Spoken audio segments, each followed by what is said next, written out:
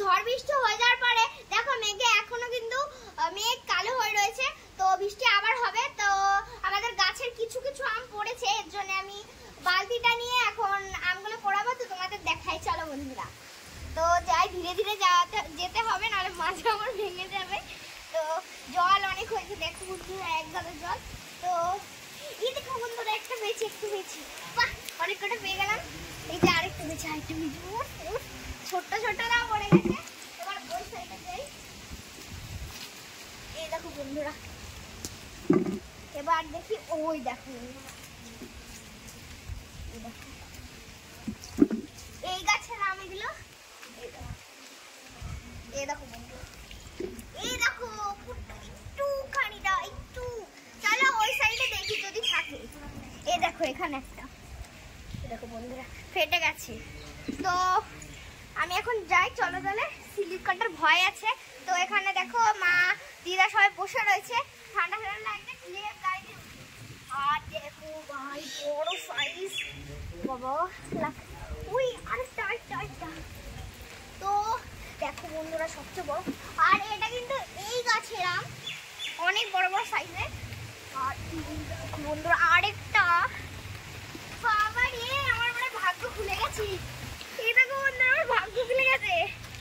আরেকটা, এটা ফেটে গেছে, উপর থেকে জোরে এখানে পড়েছে না, এটা অনেকটা ফেটে গেছে।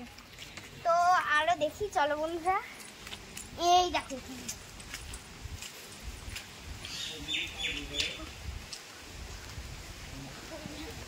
তো বন্ধুরা দেখো মেঘ পুরো কালো হয়ে রয়েছে, তো রাত্রেবেলা মনে হয় বৃষ্টি ঝড় হতে চলেছে। তো দেখো বন্ধুরা পুরো ভর্তি, প্রায় পুরো ভর্তি দেখো পেয়ে গেছে আম। আর এই যে এই গাছটা দেখছো তো তোমরা, তো এই গাছের আম পাকা আম এই বছরটা একদমই খাইনি। আগের বছর খেয়েছিলাম কিন্তু এবার ছোটটা খাইনি। তো এটা এখন আমি মন্দিরে ঢেলে খাবো। চলো বন্ধুরা তাহলে চলো। তো বন্ধুরা কালকে দুপুরবেলা তো অনেক বৃষ্টি হয়েছে, তোমরা জানো। তো তোমাদের বলেছিলাম যে রাত্রেবেলা বৃষ্টি ঝড় হতে পারে, তো রাত্রেবেলা সেটাই হয়েছে আমি যেটা বলেছিলাম। তো ওই হিমসাগর গাছের সব আম না, মানে কিছু কিছু আম নিচে পড়েছিল, তো আমার দিদা কুড়িয়েছে। আমি একটু গিয়ে নিয়ে আসছিলাম, আবার যাচ্ছিলাম আবার নিয়ে আসছিলাম। তো এই কিছু পেয়েছি, আরো ঘরে রয়েছে, আরো দিদা রয়েছে, ওই জায়গাটা রয়েছে, আরো ভেতরে রয়েছে, মানে অনেকই পেয়েছি। এই গাছ অনেক গাছ। কালকে ঝড়ে একটা ছোট্ট বিড়াল কোথায় গেল দাঁড়াও তোমাদের খুঁজে দেখাই। খুব একটুখানি, একদম বেশি বড় না আবার বেশি ছোটও না, মানে মিডিয়াম সাইজ। ওই দেখো ওই দেখো বিড়ালটা, কত কিউট বিড়াল। আর এইটা কালকে মানে কি বলবো, একটা কুকুর পুরো খেয়েই নিয়েছিল বিড়ালটাকে, তো আমার দিদা বাঁচিয়েছে। তো দেখো বন্ধুরা কত কিউটি। তো বন্ধুরা দেখো আমি হিমসাগর গাছের আমটাই দেখো কেটে নিয়েছি, আর দেখো পুরো পেকে গেছে। দেখো বন্ধুরা এই দেখো।